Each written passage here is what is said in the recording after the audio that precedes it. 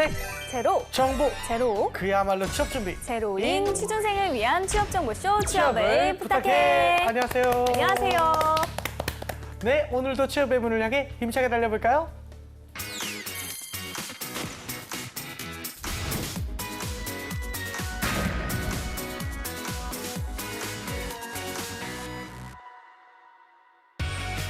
당신의 인생을 바꿔줄 기적의 자기소개서 비결 Do It Yourself DIY 자기소개서. 안녕하세요. 안녕하세요. 네, 각종 취업 정보와 자기소개서 작성에 대한 궁금증 취준생과 함께 알아봅니다. 오늘은 박지원 학생 나왔습니다. 어서 오세요. 네, 안녕하세요. 박지원입니다. 네. 그리고 자기소개서의 모든 것을 알려줄 취업 컨설턴트 강민혁 멘토님 모셨습니다. 안녕하세요. 네, 안녕하십니까. 취업 컨설턴트 강민혁입니다.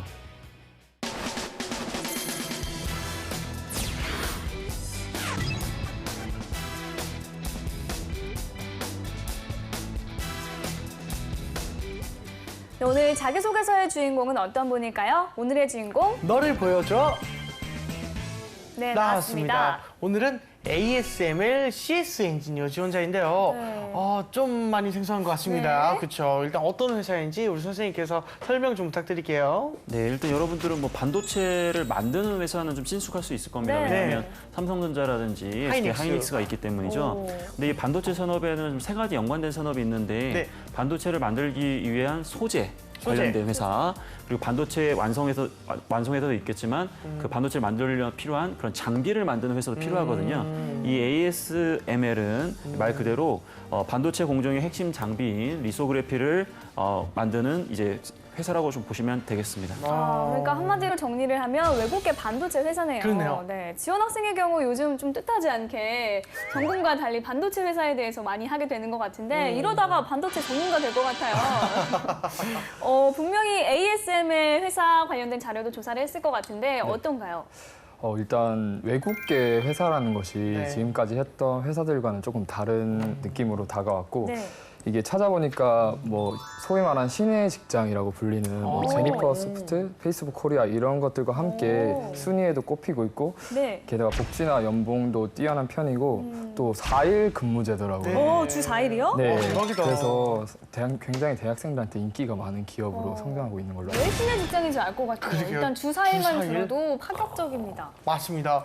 일단은 뭐 국내 반도체가 세계 시장에서 독보적 위치를 네. 좀 잡고 있지 않습니까? 네. 이제 그에 맞게 이제 반도체 장비 회사도 아주 탄탄하게 자리를 하고 있다 이렇게 네. 보여지는데요. 그런 현실에서 이제 네덜란드계 반도체 장비 회사가 가진 특별한 장점이 좀 있을까 싶습니다. 일단 뭐 국적, 어느 나라의 기업이냐가 중요한 것 같지는 않고요. 네. 왜냐하면 반도체라는 산업 자체가 뭐 핵심 기술력을 요구하기 때문에 그런 측면에서 이 ASML 같은 경우에는 기술력만큼은 정말 세계 최고로 인정받는 기업이거든요. 네. 이 장비 자체가 500억에서 1000억 정도 하는데도 불구하고 세계 시장의 점유율이 약 60%대 이상 혹은 그 정도 좌우하기 때문에 와. 그만큼 시장 내에서는 굉장히 경쟁력이 있는 회사로 인정을 받고 있죠. 이 외국계 회사다 보니까 채용에도 국내 업체들과는 좀 다른 점이 있지 않을까 하는 생각이 드는데요. ASML은 어떤 인재를 선호할까요?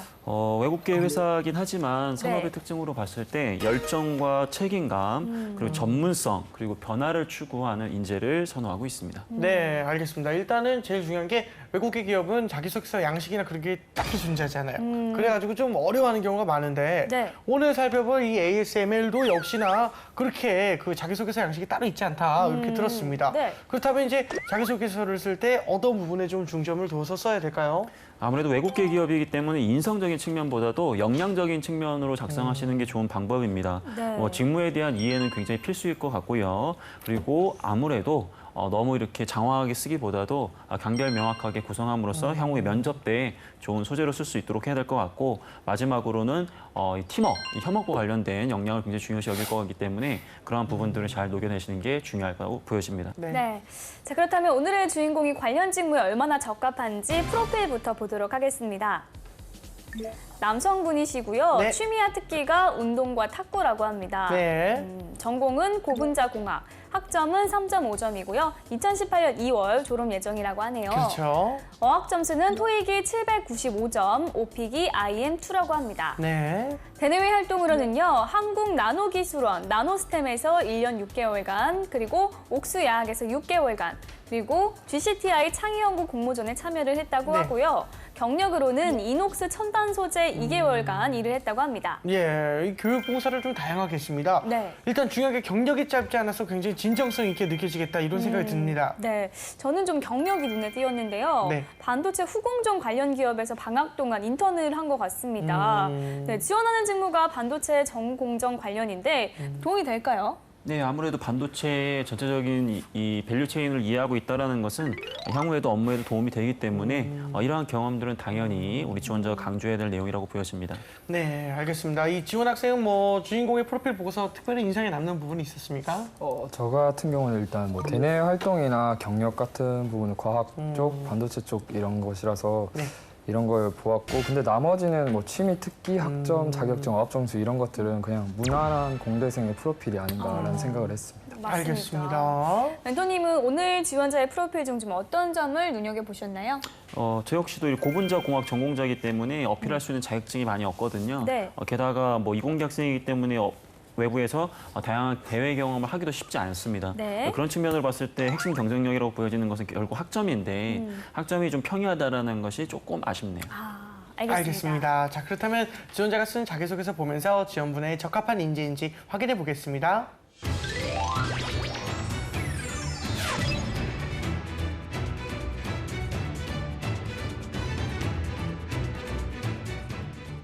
ASML CS 엔지니어직 지원자의 자기소개서 살펴볼 텐데요.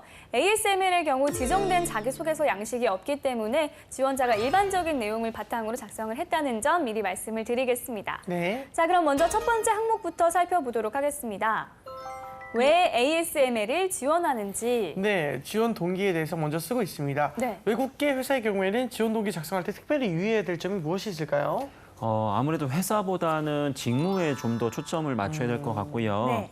네, 이 회사가 좋아서라기보다도 네. 어떤 부분을 개선하기 위해서 준비된 역량이 있다라는 증명을 하시는 게 더 좋을 것 같습니다. 예. 네, 자, 오늘의 주인공은 소제목을 작성하지 않았는데요. 앞서 ASML의 자기소개서를 쓸 때는 간략하고 명확하게 쓰는 것이 좋다고 했는데 그렇다면 좀 소제목을 요약해주는 게 좋지 않을까요? 맞습니다. 소제목이 없게 되면 평가자가 이 지원자가 어떤 부분을 이야기하려고 하는 것인가 명확하지가 않기 때문에 네. 가급적이면 창의적이지 않더라도 요약만 해서라도 본인이 강조하고자 하는 키워드 정도는 좀 드러내는 것이 좋은 방법입니다. 네. 그렇다면 주인공이 어떤 내용을 썼는지 제가 읽어보도록 하겠습니다. 네. 대학 생활 중 한국나노기술원에서 실시하는 초중고 학생을 대상으로 하는 나노과학 봉사단인 나노스템에서 활동했습니다. 학생들을 가르치기 위해 나노기술원에서 교육을 받으며 반도체 산업에 대해 관심을 가지게 되었습니다. 주변의 모든 전자기기 안에 반도체가 들어가 있다는 것에 대해 신기했고 반도체에 대해 더 알고 싶어 전공 과목 중 전자정보 고분자와 타전공인 전자과의 전공 과목을 수강하며 반도체 산업에 대해 매력을 느꼈습니다. 여름방학 동안 반도체 재료 회사인 주식회사 이녹스 첨단 소재에서 연구개발 직무로 인턴십을 하였습니다.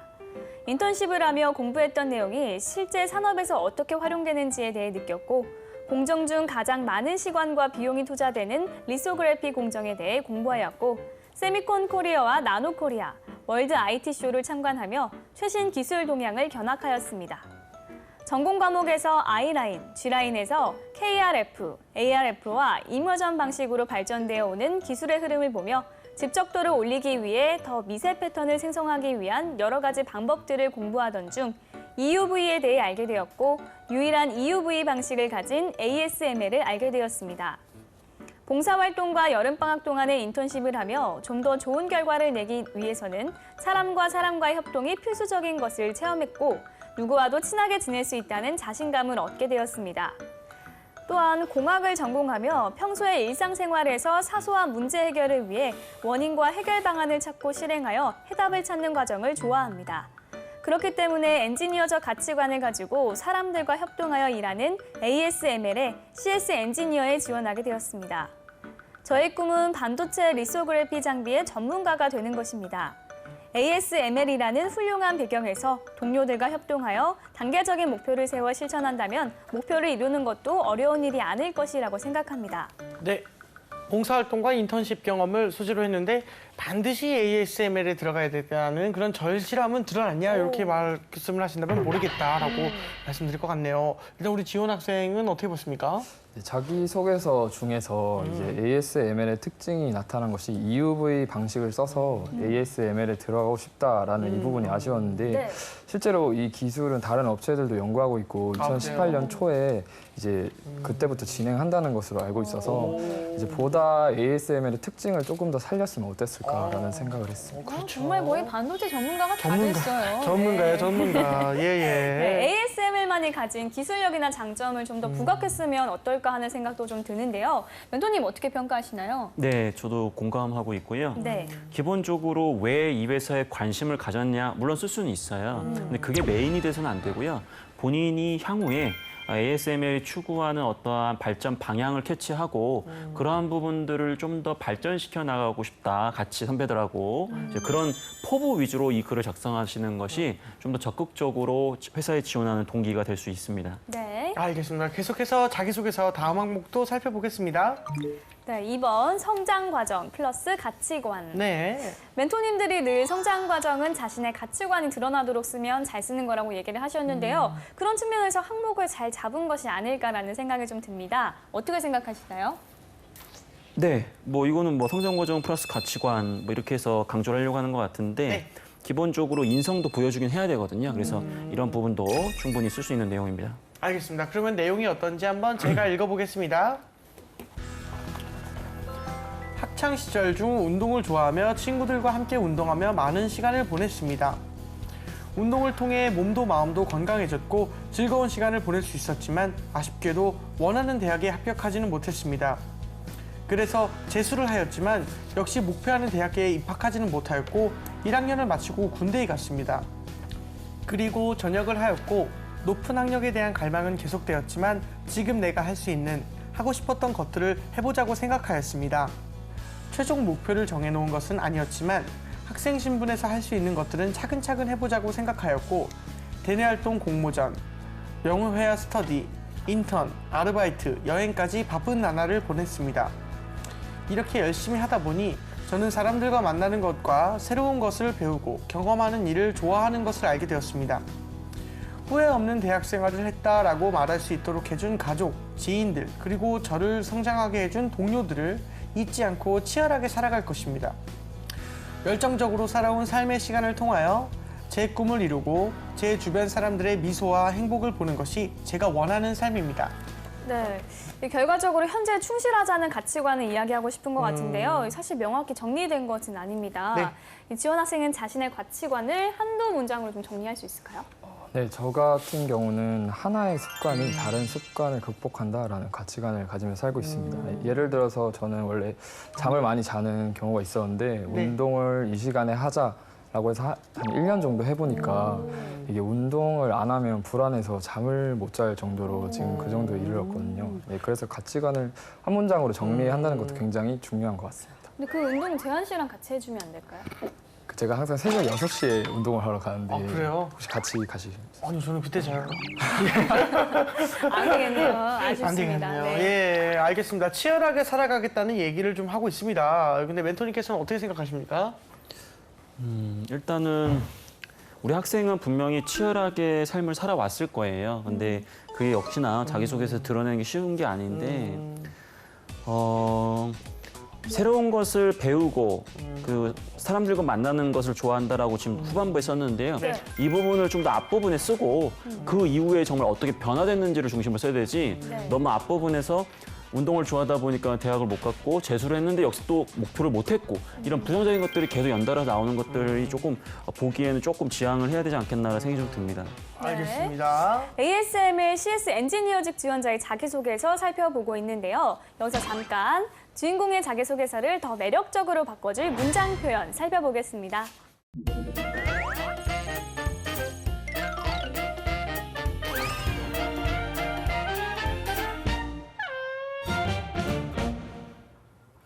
막간을 이용한 보미의 효과적인 문장 표현법 알아보겠습니다. 오늘은 공대생들의 자기소개서에서 흔히 보이는 문장 습관을 먼저 얘기하고자 합니다.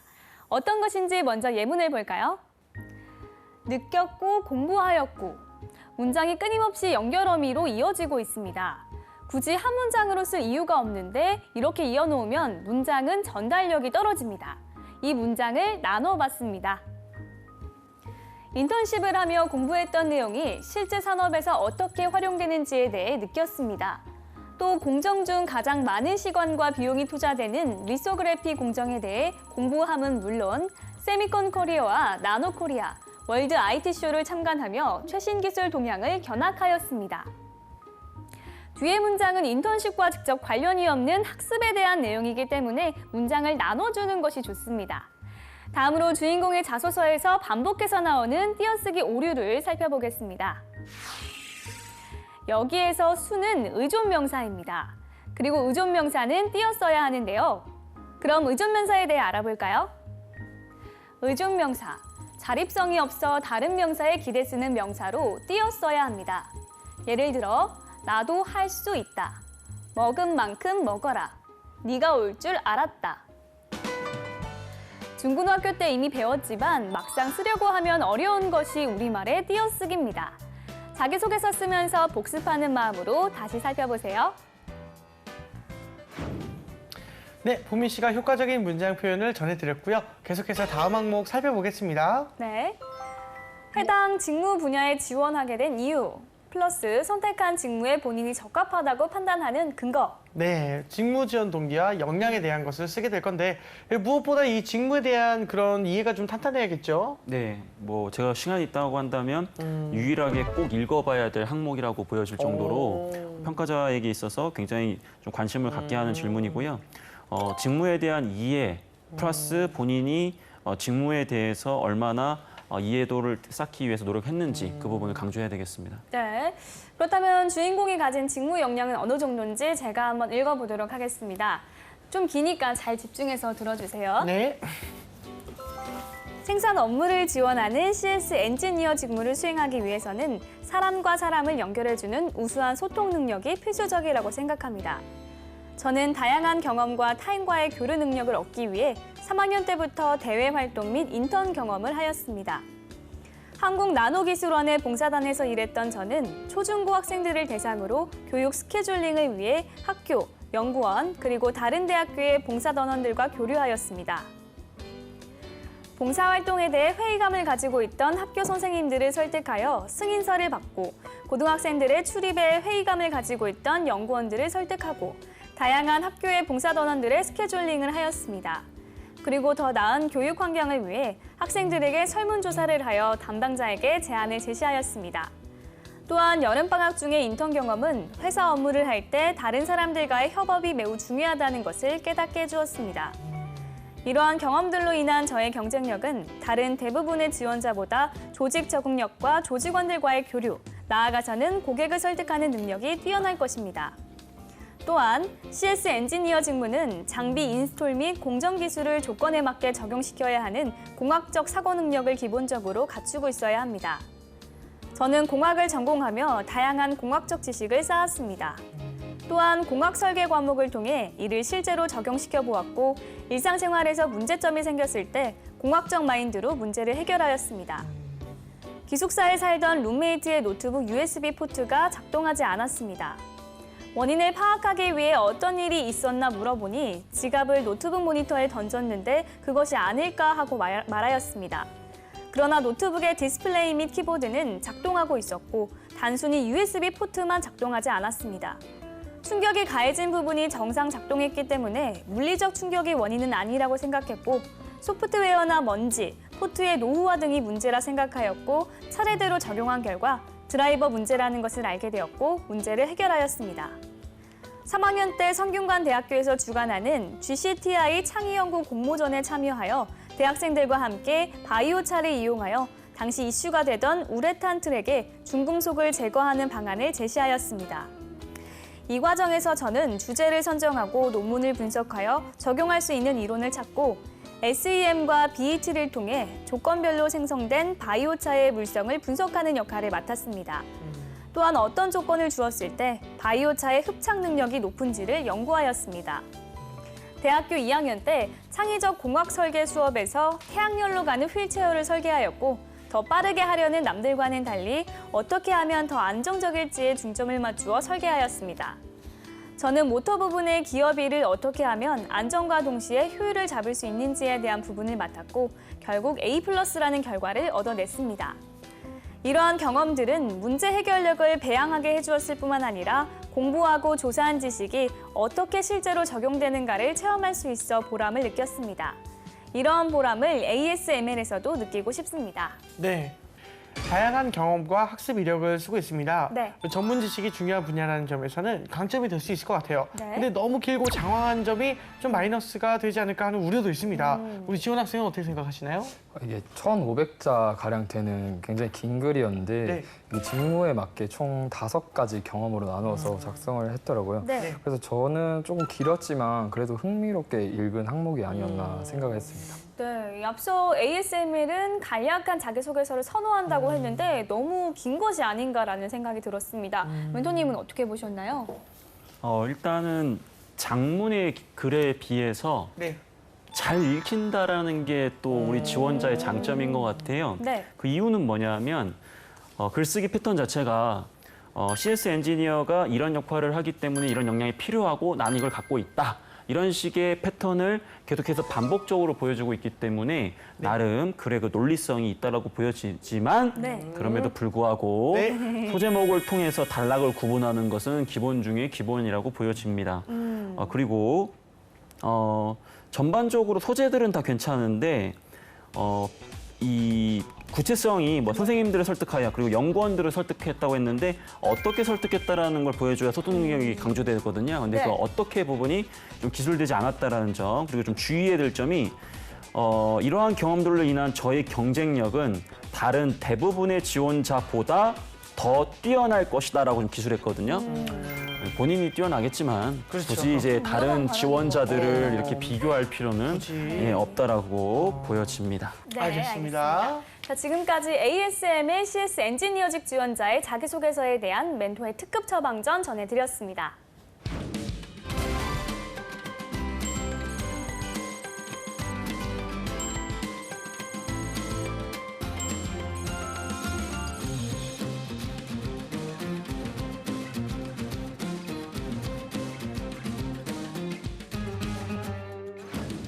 네, 이번에는 오늘의 출연자 지원 학생이 직접 나설 차례입니다. 오늘 자기소개서 항목 중 한 항목을 직접 써왔죠? 네, 멘토님이 미리 써야 할 방향에 대해 알려주셨고 그걸 네. 바탕으로 짧게 써봤습니다. 여러 항목 중에 이제 어떤 내용에 대해서 좀 쓴 건가요? 네, 제가 써본 항목은 2번째 항목인데요. 네. 성장 과정과 가치관에 대해 썼습니다. 네. 네, 멘토님이 미리 조언해준 내용은 어떤 것이었나요? 네, 먼저 첫 번째로 나의 이야기를 기술할 수 있어야 한다. 2번, 지금의 나의 모습을 강조, 그리고 마지막으로 강조 키워드와 반대되는 모습을 보일 수 있는 요소에 주의하라고 하셨습니다. 네, 이 멘토님의 사전 코멘트 중에 적용하기 어려운 요소는 없었나요? 네, 저는 나의 이야기를 기술할 수 있어야 한다에 대해서 이게 어떻게 보면 장황하고 지루하게 볼 수가 있어서 네. 이 부분을 고민했는데 역시나 멘토님이 PPT를 또 보내주셨더라고요. 네네네. 이게 굉장히 많이 도움이 되었습니다. 본인을 위해서 특화된 PPT는 아니라는 점. 네. 그래도 저는 일단은 그렇게 생각하고 그래도 그 부분만 편집해가지고 보내주는데도 상당한 시간이 걸리기 때문에 우리 지원 학생만을 위한 자료라고 생각해 주시면 좋겠습니다. 감사합니다. 돈을 좀 받으시죠, 지금. 알겠습니다. 자, 그러면은 멘토님의 조언을 잘 담아내는지 한번 읽어주세요. 네. 저는 부지런한 사람입니다. 그리고 원하는 것이 있으면 그것을 달성하기 위해 항상 끊임없이 노력해왔습니다. 부지런함과 노력, 이것이 저의 학창 시절, 즉 중학교 때는 축구 선수, 고등학교 때는 연예인, 대학교 때는 아나운서 등 하나의 목표를 향해 꾸준히 달려갈 수 있게 해주었습니다. 이러한 두 가지 강점을 얻게 된 계기는 20살이 되기 전 부모님과 살면서 아무리 빨리 새벽을 맞아도 어김없이 부모님은 깨어 계셨고 언제나 그렇듯 세상은 저보다 빠르다는 것을 느낀 이후였습니다. 아버지는 직장을 다니시면서도 항상 새벽에 운동을 다니시며 자신을 게을리하지 않으셨고 어머니 또한 직장을 다니시면서도 운동, 노래, 춤, 공부 등 자신의 다양한 변화에 힘을 쓰셨습니다. 그로 인해 저는 현재 잠은 인생의 사치라고 생각하며 하루에 4시간 이상 잠에 들지 않고 제가 얻을 수 있는 더 많은 시간을 목표를 향해 사용하고 있습니다. 부지런한 노력으로 고객과 소통을 한다면 그보다 더한 서비스는 없다고 생각합니다. 네, 부지런함을 강조하는 내용을 썼는데요. 멘토님, 전반적인 내용 평가해 주시죠. 일단은 부지런함이라는 단어가 정말 증명하기 어려운 단어인데 그렇죠. 나의 이야기를 기술할 수 있어야 한다. 왜 이렇게 제가 코멘트를 줬냐면 성장 과정을 쓰다 보면 부모님 이야기를 쓰다 보면 자칫 이게 부모님 자도서가 돼버릴 가능성이 있어요. 근데 지금 보면 중간에 있는 뭐 20살이 되기 전 부모님과 살면서 이제 부모님 이렇게 하셨다 이렇게 했고 정작 본인이 4시간 이상 잠에 들지 않고 제가 얻을 수 있는 더 많은 시간을 목표로 향해 사용하고 있다. 이 부분이 더 메인이 돼야 되는데 글자 수를 봤을 때는 본인 이야기보다 지금 부모님 이야기 좀 더 길다. 그래서 이 부분 좀 주의해 줬으면 좋겠고요. 기본적으로 저는 오히려 이 내용도 좋은데 아까 되게 좋은 제가 되게 뭐랄까 야 이거 되게 멋있는 말이다 한 게 있었어요. 그래서 습관은 다른 습관으로 이렇게 바꿀 수 있다. 그걸 썼으면 진짜 되게 좋았을 거라는 생각이 들거든요. 그래서 본인이 오히려 성장 과정에서 내가 조금 좋지 않은 습관이 있었음에도 불구하고 그걸 이겨나가기 위해서 꼭 그걸 고치자가 아니라 다른 어떠한 습관을 도입해서 내가 그거를 고쳐 나가면서 계속해서 나는 그렇게 발전하는 사람이다. 그런 내용으로 성장 과정에 쓰시는 게 좀 차별화되고 좋을 거라고 생각이 듭니다. 좋은 말이네요. 습관은 다른 습관으로 바꿀 수 있다. 지원. 와, 좋네요. 알겠습니다. 지원 학생 그 멘토님 평가를 듣고 추가로 궁금한 점이 있습니까?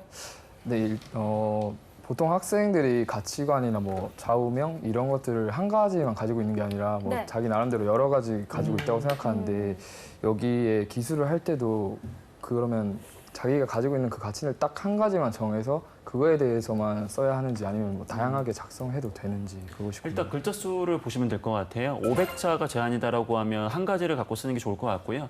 1000자 이상이라고 한다면 2가지 이상의 키워드를 바탕으로 본인의 가치관을 드러낼 수도 있습니다. 알겠습니다. 네, 이렇게 해서 지원 학생의 자기소개서까지 살펴봤습니다. 지원 학생 이제 어느덧 우리와 함께 2달을 함께하고 있어요. 네, 그동안 함께하면서 자기소개서 작성에 대해서 좀 달라진 점을 느끼나요? 네, 처음에는 제가 대외 활동만 많이 해봐가지고 되게 그냥 포장하려고 자기소개서를 작성한 경험이 있는데 이제는 뭐 회사가 질문해서 여기서 어떤 요소들을 원하는지 조금 알 수 있는 것 같고 또 자기소개서를 많이 보면서 대학생들이 얼마나 치열하게 살아가고 있나라는 것을 느낄 수 있었던 것 같습니다. 알겠습니다. 일단은 뭐 모든 취준생들이 그렇겠지만 공대생들의 경우에 특히 자기소개서 작성을 좀 많이 어려운 것 같아요. 맞아요. 그래서 마지막으로 이제 공대생들을 위한 그 자기소개서 작성 팁 좀 부탁드려도 될까요? 네.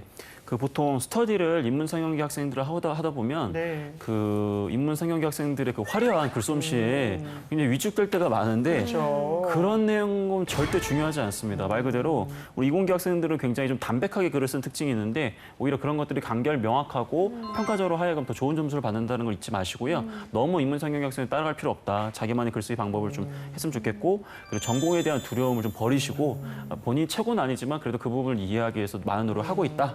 그런 부분들을 강조해 주시면 좋을 것 같아요. 네, 알겠습니다. 자, 오늘은 반도체 장비 업체인 ASML CS 엔지니어직 지원자의 자기소개서 살펴봤습니다. 탄탄한 자기소개서로 취업의 꿈을 이루길 바라면서 DIY 자기소개서 오늘 순서는 여기서 마치겠습니다. 감사합니다.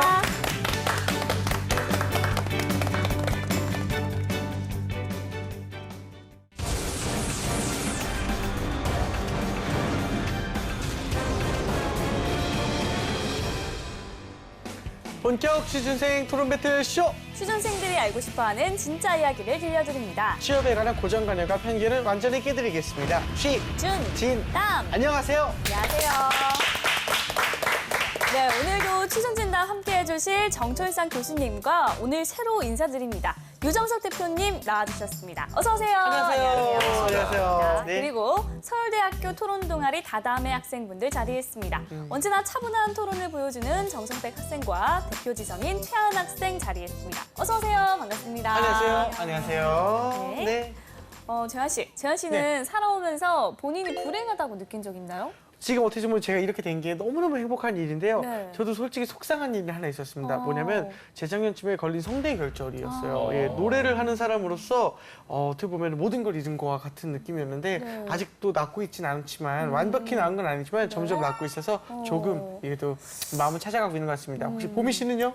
저는 네. 중2병이 있었을 때 약간 준비돼요. 약간 그런 기분이 세상이 모두 무너진 기분 그래요? 있잖아요. 한 번씩 겪어본 것 같은데 어느 정도까지 탈선을 해봤어요? 어느 정도까지? 저희 부모님이 이 방송을 보시고 계신데 아, 그래요. 알겠습니다. 개인적으로 카톡 드리겠습니다. 알겠습니다. 예. 네, 한두 번쯤은 사실 다들 자신이 불행하다고 여긴 경험이 있을 거예요. 네네. 현대인들이 가장 많이 겪는 병 중에 하나가 바로 마음의 병이라고 하잖아요. 그렇죠. 네, 그 취업 포털 사이트 예. 자코리아에서 네네. 취업 준비하면서 우울증 경험이 있는 그런 사람들이 얼마나 되는지 네. 그런 걸 조사를 했다고 합니다. 네네.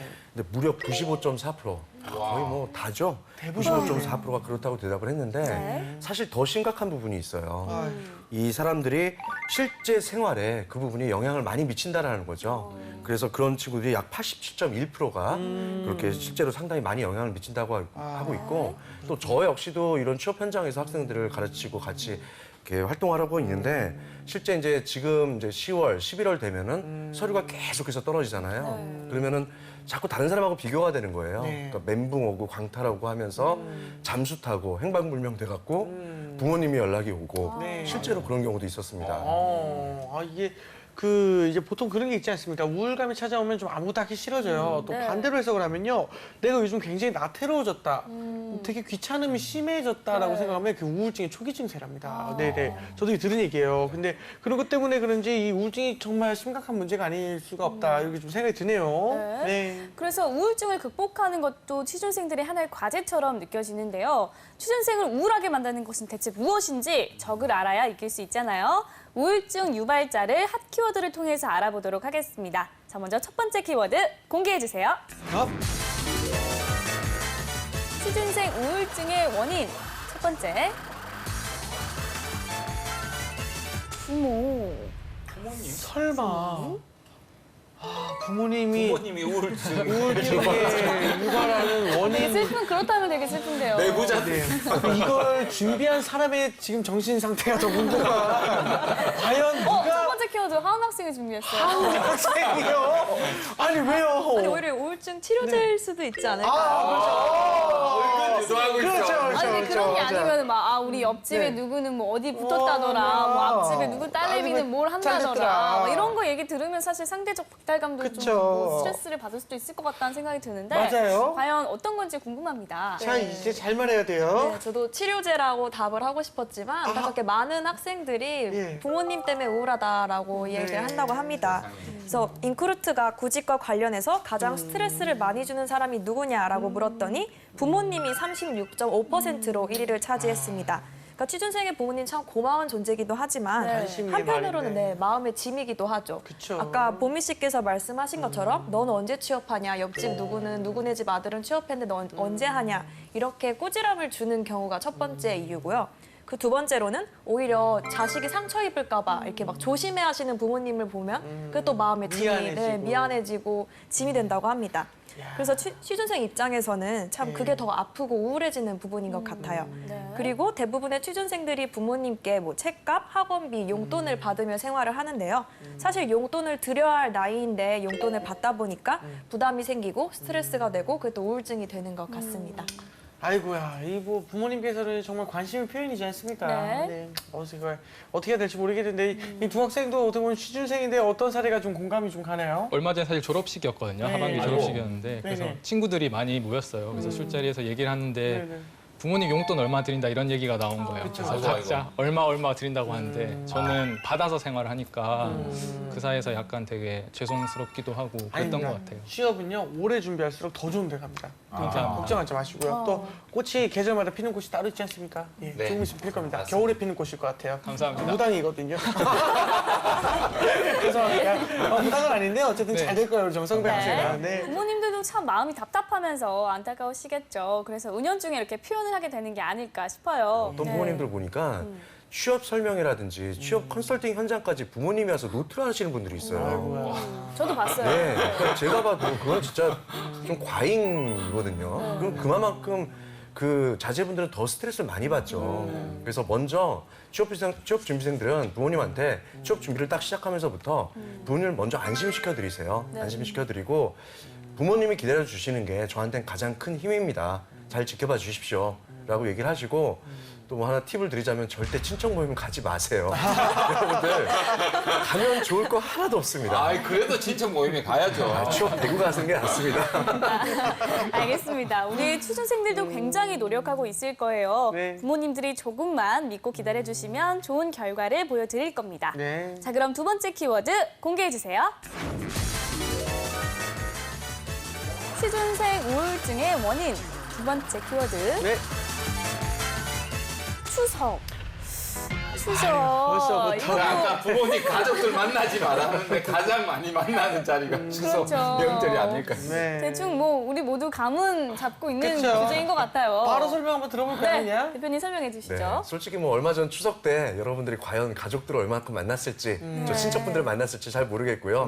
아마 이래저래 핑계로 많이 안 가셨을 겁니다. 최근에 알바 천국에서 취업 준비생들한테 명절에 스트레스를 받는지 물어봤습니다. 사실 제가 봤을 땐 뭐 이거 당연한 얘기일 것 같아요. 72.4%가 스트레스를 받는다라고 대답했고 네. 이유 1위가 뭐겠습니까? 뭐 취업 준비생이 무슨 뭐 어떤 차례상을 차려서 스트레스 받는 것도 아닐 거고 당연히 취업 직장에 대한 스트레스, 그 잔소리 이것 때문에 제가 아까도 얘기했지만 친척들 만나는 장소는 당분간은 피해라. 아니 주부 스트레스보다 더 심하네요. 72%. 그렇죠. 대단합니다, 진짜. 자, 그런데 우리 취준생들이 명절 때 가장 듣기 싫은 말은 뭘까요? 워크넷에서 취준생 3,304명을 대상으로 가장 듣기 싫은 말이 무엇일까요? 이렇게 조사를 했는데요. 4위가 뭐가 나왔느냐면 4위부터 한번 1위부터 한번 볼까요? 4위가 너 아직도 취업 못했니? 정말 이 말이었더라고요. 너무 공격적이고. 선생님 너무 말씀하시니까 싫으네요. 예. 아, 제가, 선생님 말씀하시니까 제가 막 예. 미워지죠. 예. 그럴 것 같아요. 3위는 뭐예요? 그럼 3위는? 근데 3위가 너 빨리 취직하고 시집 가야지. 너무 싫어. 너무 싫어. 여기 이제 취직에 시집이 가는 거예요. 추석 때 스트레스를 받는 게 취준생들뿐만이 진짜 아닌 게 네. 그 취업의 관문을 뚫고 넘어가면 언제 결혼하니가 나오고 힘들게 또 결혼의 관문을 통과하면 언제 애 낳니가 나오고 정말 아이고. 끝이 없는 것 그럼 같아요. 애기가 자라서 너는 공부 잘하니가 네, 되고 어등하니 공부를 잘하면 너 어디 대학교 갔니? 어디 대학교 수업했니? 또 결혼해. 끝이 없어요. 야, 취업하니까지. 아이고. 끝이 없네요. 2위는? 2위는요? 2위는 너 그렇게 가만히 있지 말고 아무 일이라도 좀 해라. 근데 또 아무 일이나 하면은 왜 그런 일 하냐고 물으실 거예요. 그렇죠. 네, 그런 것 같아요. 취준생들은 보통 자기가 정말 선호하는 기업이 따로 있고 거기를 가기 위해서 정말 많은 노력을 하잖아요. 네. 그런 노력하고 있는 와중에 이런 얘기를 듣게 되면 사실은 기운이 빠지게 되는 게 사실이거든요. 네. 기운이 저도 빠졌어요. 지금 빠졌어요. 예. 자, 그러면 마지막 1위는요? 이제 1위는 네. 야 하은이는 어디 취업했다더라. 성백이는 어디 취업했다더라. 넌 뭐 하고 있니? 이런 이야기 들을 때죠. 오늘부터 그만두세요, 선생님. 모든 시청자가 오늘 제가 지금 밉상 캐릭터. 모든 밉상. 시청자들이 밉상이 지금 어우 너무 싫어 막 이렇게 될 거예요 진짜 이 비수를 꽂는 말 아닙니까 이 사람 일에 좀 비교를 하면 안 된다 저는 네. 개인적으로 그렇게 생각하는데 어떤 이유든 비교를 좀 하면 안 돼요 그렇죠? 격려는 못해줄 망정 취준생들을 2번 울리는 발언은 제발 하지 말아줬으면 좋겠습니다. 네. 자, 그러면 마지막 키워드 살펴볼게요. 자, 마지막 키워드는 취준생 우울증의 원인. 세 번째 키워드. SNS. 과연 무엇일까요 이거? SNS에서 잘 나가는 사람들 취업했다 뭐 했다 이렇게 진짜 원래 올리면 얘기죠. 배가 아, 아파가지고 맞아. 힘들 것 그럴 같아요. 수 있을 것 같아요. 뭘까? 자, 마지막 키워드 준비한 성백 학생, 뭔가요? 네, 말씀해 주신 것처럼 보통 사람들이 소통을 하고 뭐 정보 교류를 하기 위해서 SNS를 많이 사용을 하잖아요. 네. 네, 특히 요즘에는 취업에 필요하다고 해서 SNS를 사용하는 사람들이 굉장히 많이 늘어나고 있습니다. 근데 이런 SNS가 결국 취준생들에게는 화살이 되어서 다시 돌아오는 경우가 굉장히 많은데요. 또 말씀해 주신 것처럼 SNS는 보통 좋은 내용을 많이 올리잖아요. 자기 자랑 많이 하죠. 그렇죠, 그렇죠. 그래서 취준생이나 아니면 합격생 같은 경우에는 어디 뭐 합격을 하면 연수원에서 동기들과 함께 찍은 단체 사진도 많이 올리고 아이고야. 정장 사진도 많이 올리고 뭐 합격증, 사원증 이런 사진을 굉장히 많이 올리는데 취준생 입장에서는 이걸 보면 굉장히 마음이 아픈 경우가 굉장히 많거든요. 저는 오히려 이렇게 입사한 친구들이 힘들다고 퇴근하고 싶다고 하는데 저는 퇴근 안 해도 된다고. 네, 안 해도 된다고 아 나도 야근할 수 있는데. 그만 이렇게 오히려 취업한 성공한 친구들의 징징거리는 글이 더 그쵸. 부럽더라고요. 아, 근데 좀 제가 한 학생 SNS를 좀 봤는데 굉장히 남이 상대적 박탈감을 느낄 수 있을 만큼 굉장히 행복해 보였거든요. 진짜요? 네, 막 그런 이 말이 사진도 되게 있잖아요. 많이 찍고, 네, 어떤 그러니까 말이 있나요? 뭐 웃어서 약간 행복해서 네. 웃는 게 아니라 아. 웃어서 행복한 거라는 네. 게 있는 것처럼 근데 또 비쫀 그런 말이 있었어요. 즐겁게 올리면 그쵸, 그쵸. 즐거워지지 않을까요? 아우, 그럼요. 지금까지 취준생 우울증 요소를 알아봤습니다. 이제 본격적으로 토론 배틀 시작해 보겠습니다. 오로지 취준생의 취준생에 의한 취준생을 위한 취준진담 오늘의 주제 공개합니다.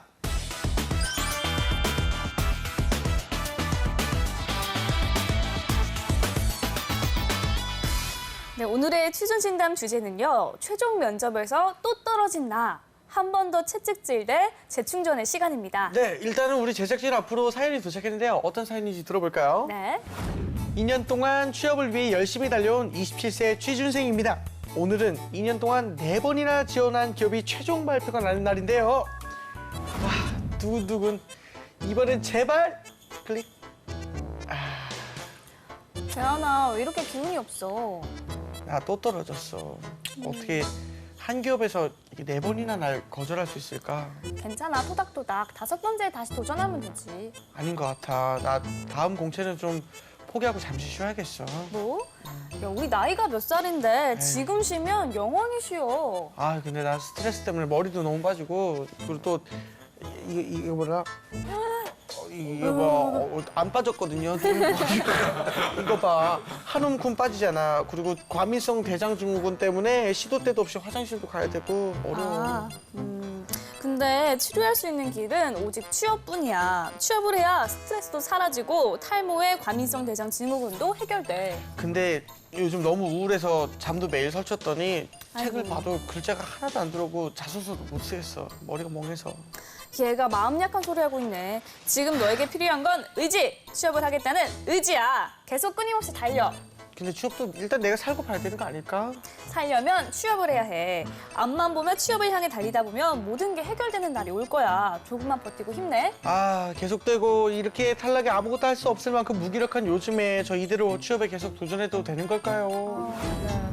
실제로 취준생들의 사연의 주인공들이 스트레스로 인해서 질병을 많이 겪고 있다고 해요. 잘하네요. 예. 취업 포털 사람인의 조사 결과에 따르면 취업 준비생 86.3%가 취업에 인한 스트레스로 질병을 가지고 있다고 하는데요. 저 같은 경우도 턱관절 장애가 생겼어요. 왜요? 그래서 스트레스 때문이라고 하는데 그래서 입이 잘 안 벌어져서 구하나사 아니에요? 구하나사? 아닌가? 이게 밥 먹을 때 이게 딱딱 소리 나는데 뉴스를 보니까 이게 스트레스 때문이라고 하더라고요. 아, 진짜요? 세상에, 알겠습니다. 이 많은 취준생들이 몸과 마음이 취업으로 인해서 고통받고 있습니다. 몸과 마음을 달랜 후에 다시 준비하는 게 나을지 아니면 한텀 쉴 여유조차 없으니 채찍질하면 달리는 것이 맞는지 함께 토론해 보겠습니다.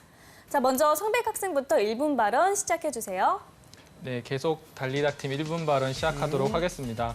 우선 먼저 말씀드리고 싶은 거는 체력적으로, 정신적으로 너무 힘들어서 내가 이게 큰 병이 생기겠다 혹은 큰 병이 생겼다라고 한다면 뭐 물론 쉬는 게 맞겠죠. 그러나 네. 그런 게 아니라 그냥 막연히 힘드니까 쉬고 싶다 혹은 내가 이거 쉬면 좀 더 잘할 수 있을 것 같은데 라는 생각으로 좀 쉬고 싶다면 저는 조금 참아보자고 말씀드리고 싶은 입장입니다. 네. 그 이유는 뭐 우선 상하반기라는 큰 기회가 있잖아요. 근데 이 중에서 한 텀 6개월 쉬면은 그 큰 기회 중에서 반을 날리는 셈인데 이 큰 기회를 날리는 거에 비해서 사실은 쉰다고 해서 얻는 게 클 것 같진 않다는 게 제 생각입니다. 네, 네. 잘 들었습니다. 네. 이번에 하은 학생 1분 발언 시작해 주세요. 저희 앞서 학키워드에서 살펴봤지만 네. 취업 준비생의 94.5%가 거의 대부분이 우울증을 겪고 있다고 합니다. 아이고. 그런데 이렇게 몸과 마음이 튼튼하고 정말 멘탈이 튼튼한 게 취업 준비의 출발이기 때문에 저는 한 텀 쉬어도 좋다라고 생각을 합니다. 휴식은 시간 낭비가 아닙니다. 단순히 시간을 투자해서 더 높은 효율을 얻고 능률을 얻는 하나의 과정이라고 볼 수 있습니다. 자동차가 연료를 채워야 달릴 수 있듯이 취업 준비생들도 어느 정도 쉬고 재충전이 되어야 더 열심히 뛸 수 있다고 생각합니다. 특히나 또 충분히 휴식이 되지 않은 상태에서는 공부를 해도 공부가 제대로 되지 않습니다. 또한 취업은 단순한 지식을 습득하는 과정이 아닙니다. 면접 등 여러 가지 단계를 거치려면 내면이 더욱더 여유로워야 되고 풍부해야 합니다. 그렇기 때문에 충분한 휴식을 취하면서 자신을 돌아보고 또 책을 읽고 문화생활을 즐기는 등 여러 방법을 통해서 충전하는 것이 더 좋다고 생각합니다. 네, 잘 들었습니다. 오늘도 지친 몸을 이끌고 달리고 있을 취준생들을 위해 토론 시작해 보겠습니다.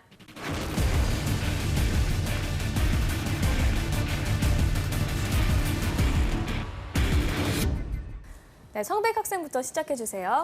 네, 저는 우선은 구체적으로 어떤 한 텀을 쉰다고 했을 때 어떤 부분에서 능률이 오르는지가 사실은 궁금하거든요. 왜냐하면 취업 준비에서 가장 중요하다고 생각하는 뭐 학점이나 혹은 뭐 영어 점수 그리고 자소서에 쓸 만한 내용들은 이미 완성되어 있는 상태란 말이죠. 사람들이 취업 준비에 뛰어들기 전에 이미 이런 것들을 갖추어 놓고 자소서도 뭐 심지어 그렇죠. 되게 쓰는 내용은 정해져 있고 구체적인 포맷에 맞춰서 조금씩 내용을 변형하는 형태이기 때문에 말씀해 주시는 것처럼 뭐 공부를 한다, 뭐 시험 준비를 한다라고 한다면 잠시 휴식을 해서 능률을 바짝 올린 다음에 남은 시간 동안 더 집중해서 좋은 결과를 얻는 게 사실은 뭐 정설이라고 알려져 있는데 취업 준비에는 과연 어떠한 부분에서 효율이 오를 수 있는지 사실은 조금 들어보고 싶습니다. 네, 저는 방금 말씀하신 것처럼 어느 정도 갖춰진 게 있기 때문에 쉬는 것이 더 효과적이라고 생각을 합니다. 사실 이미 갖춰져 있고 그걸 어떻게 가공하고 활용하고 면접에서 살리느냐가 사실 취업에 뭔가 합격을 결정짓는 요소잖아요. 그렇기 때문에 조금 더 여유롭게 정말 휴식을 취하면서 아, 내 인생에 이런 부분도 있었지? 아, 이걸 면접에 살리면 좋겠다. 이런 식으로 전 충분히 생각할 수 있고 그런 걸 통해서 전 능률을 올릴 수 있다라고 생각합니다. 저는 개인적으로는 취업에는 때가 있다고 생각을 하는데요. 뭐 간편한 예를 들자면 토익이나 탭스 같은 영어 시험을 보면은 이른바 대박달이라고 하는 게 있어요. 대박달이라고 해서 그러니까 뭐 물론 자신의 실력이 너무 월등해서 무조건 고득점을 할 수 있는 사람이라면 뭐 해당이 없겠지만 거의 대부분의 학생 같은 경우에는 자신의 실력보다 점수가 엄청나게 상승하는 달이 나옵니다. 그러니까 문제가 자신에게 잘 맞을 수도 있고 혹은 문제가 전반적으로 쉽게 나올 수도 있다고 생각을 하는데요. 저는 취업에도 분명히 이런 경우가 있을 거라고 생각을 하거든요. 왜냐하면 뭐 취업 여러 번 재수를 하다가 붙은 분들을 봐도 이전에는 그런 능력이 없어서 안 된 건 아닐 거란 말이에요. 그리고 취업된 시기에도 이전과는 매우 달라진 뭔가가 있어서 취업하는 건 사실은 아니라고 생각을 해요. 그냥 그 시기에 뭔가 질문이라든지 아니면 자기가 대답한 부분에 자기에게 맞는 부분이 맞아떨어졌기 때문이라고 생각을 하는데 사실 말씀해 주신 것처럼 6개월, 1년을 쉬면서 공채 기회를 한 번, 두 번 놓치게 된다면 그 사이에 이런 시기가 없을 거라는 보장은 사실은 못한다고 생각을 하거든요. 그런 측면에서 좀 완전히 쉬어버리는 것은 조금 위험하지 않나라는 생각을 하게 됩니다. 그래서 제가 좀 추가적으로 말씀드리자면 우리 하은 학생 혹시 휴학한 적 있었어요? 휴학했지만 그때 인턴 때문에 휴학을 했었습니다. 아, 그럼 인턴이 아닌 뭐 예를 들어 주변의 친구들이라든지 보면 휴학했던 친구들이 있죠. 네네. 자, 휴학을 할 때도 마찬가지로 예를 들어 인턴처럼 우리 하은 학생처럼 뭔가를 했으면 상관이 없습니다. 근데 그때도 보면은 사실 그냥 아르바이트 조금 하고 뭐 자격증 공부하고 영어 공부한답시고 6개월 내지는 1년을 휴학을 했어요. 자, 이제 지극히 현실적인 입장에서 생각을 해볼게요. 자, 인사 담당자나 면접위원 입장에 있을 때는 졸업을 했느냐 안 했느냐가 중요한 게 아니라 공백 기간 동안에 뭘 했느냐를 항상 캐묻습니다. 그 사람이 뭘 준비했냐. 근데 내가 우울증을 알아서 치료를 했고 나를 돌아보기 위해서 뭘 했다? 그건 이미 휴학 기간 동안에 충분히 나를 돌아보기 위해서 2학년을 마치고 휴학하면서 했겠죠. 그런데 내가 취업을 준비하다 너무 힘들어서 잠깐 또 6개월을 한번 쉰다. 그랬을 때는 그거를 객관적으로 논리적으로 설명을 해줄 수 있는 내용이 없게 되는 거죠. 즉 취업 기간이 쓸데없이 공백 기간을 둔다는 것보다는 되든 안 되든 간에 좀 자기 몸 관리를 해가면서 지속적으로 계속해서 도전해보는 게 저는 더 좋지 않나 싶습니다. 네. 저 역시도 사실 계속해서 페이스를 유지하는 게 중요하다고 생각은 합니다. 그런데 우리 학생들이 이제 두려워하는 게 6개월이나 1년을 가지고 날린다라고 이렇게 자꾸 두려워하는데 이게 제가 인생을 이렇게 많이 살지는 않았지만 저는 직업군인으로 4년 6개월을 갔다 와서 다른 친구들보다 많이 늦었었거든요.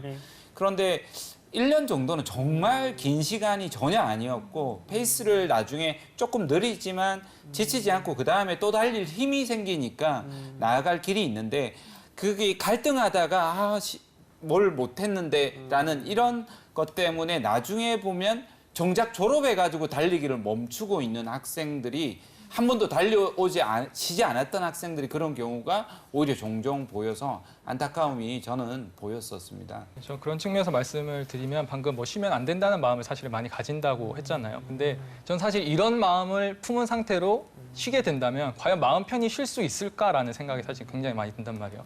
말씀해 주신 것처럼 뭐 취업하는 게 굉장히 스트레스를 받았고 그것 때문에 사실 뭐 쉬게 된다면 근본 원인은 사실 취업이 안 돼 있는 상태잖아요. 근데 그런 상태에서 사실 쉬게 된다면 진짜 문제는 해결하지 못한 상태에서 뭔가 마음이 한 구석이 불편한 상태로 기간을 보내게 될 텐데 과연 하은 씨라면 마음 편히 쉴 수 있을지 저는 사실 한번 개인적으로 여쭤보고 싶습니다. 네, 물론 진짜 현실 도피한 것처럼 막 쉴 수는 없겠지만 그래도 저는 개인적으로 저도 딱 작년에 최종 면접 끝나자마자 원래 합격하면 여행을 가려고 했었어요. 네. 근데 합격하지 않아서 아, 내가 여행을 가도 되나? 내가 그냥 취준생인데 가도 될까라는 생각을 했는데 아, 그래도 가자. 이왕 예약했던 거 가자고 갔는데 굉장히 좋았어요. 그러니까 처음엔 불편한 마음으로 떠났지만 거기서 생각지 못했던 뭔가 풍경들을 보거나 깨달음을 얻거나 삶을 돌아봤을 때 아, 내가 이런 것도 있었지, 아, 이런 점에서 감사한 것도 있네 하면서 정말 재충전이 됐었거든요.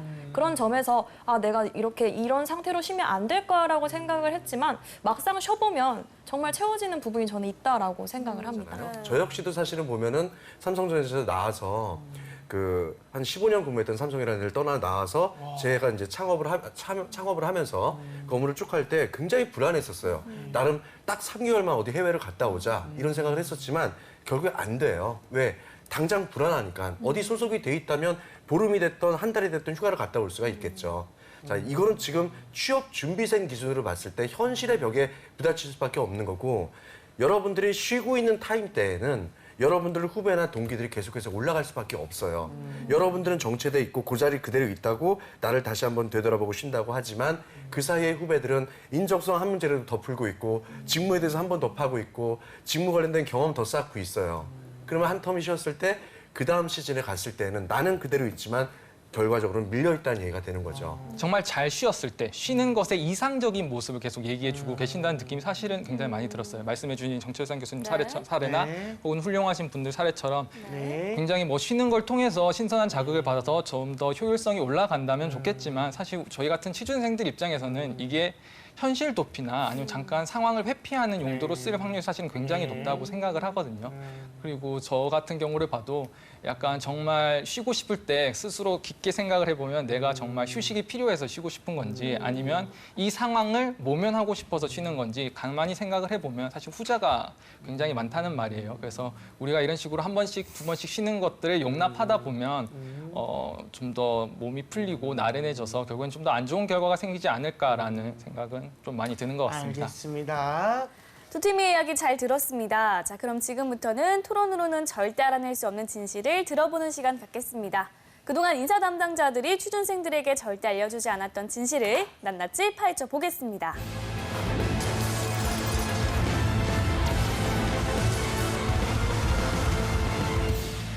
네, 먼저 하은 학생 유정석 대표님께 질문해 주세요. 네, 유정석 대표님께 질문 드리겠습니다. 취준생은 취업이란 목표점을 향해 앞만 보고 달려가는 경주마라고 생각하시나요? 네, 말입니다. 말이다. 잠시도 쉬면 안 된다. 그냥 네. 무조건 달려가는 말이다. 네, 알겠습니다. 아니 어떻게 말로 이해가 돼요? 정말 대단하십니다, 진짜. 진짜 취준생도 사람 아닙니까, 근데? 사람이기 때문에 더 달려야죠. 예를 들어서 어차피 취업이라는 건 여러분들이 인생 살아가는 데서 진짜 극히 일부분 자그마한 목표 중에 하나예요. 여러분들 취업 때문에 미생 드라마 보셨죠? 네. 미생 보고 나면 취업 때문에 하면 또 거기서 싸움이 벌어집니다.